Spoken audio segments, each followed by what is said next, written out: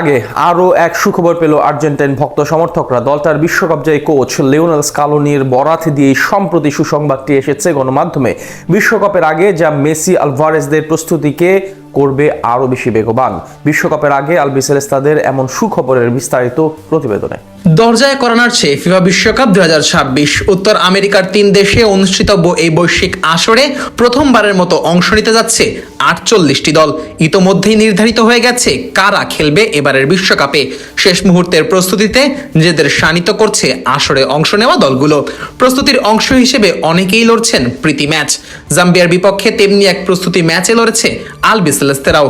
সকলে ভেবেছিল এটাই বুঝি বিশ্বকাপের আগে আকাশী নীলদের শেষ প্রস্তুতি ম্যাচ। তবে জাম্বিয়ার বিপক্ষে ম্যাচের আগে প্রি ম্যাচ কনফারেন্সে আর্জেন্টাইন কোচ লিওনেল স্কালোনি জানান, বিশ্বকাপের আগে আরও 2টি প্রীতি ম্যাচে অংশ নেবে বর্তমান বিশ্ব চ্যাম্পিয়নরা। প্রতিপক্ষ কারা হবে এমন প্রশ্নের জবাবে স্কালোনি বলেন, প্রতিপক্ষ হিসেবে সার্বিয়ার নাম চূড়ান্ত হলেও অপর প্রতিপক্ষের নাম এখনও জানা যায়নি।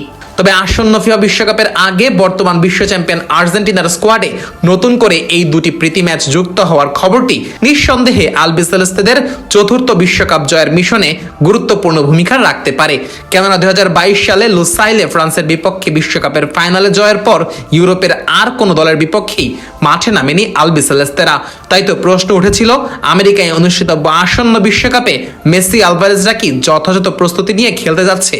কেননা ইউরোপের দলগুলোর খেলার ধরন অনেকটাই আলাদা, আর তাদের বিপক্ষে দীর্ঘ 4 বছর ধরে লড়াই না করার ফলে বিশ্বকাপের মঞ্চে বিপাকে পড়ার সমূহ সম্ভাবনা ছিল আলবিসেলেস্তেদের।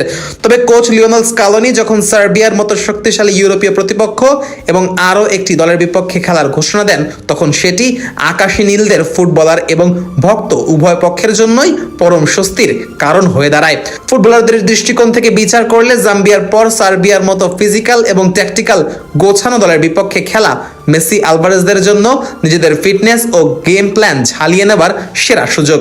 বিশেষ করে 48 দলের বর্ধিত আসরে উত্তর আমেরিকার ভিন্ন কন্ডিশনে খেলার আগে ইউরোপীয় ঘরানার দলের বিপক্ষে লড়াই ডিফেন্স এবং মিডফিল্ডের বোঝাপড়া আরও সুসংহত করতে সাহায্য করবে।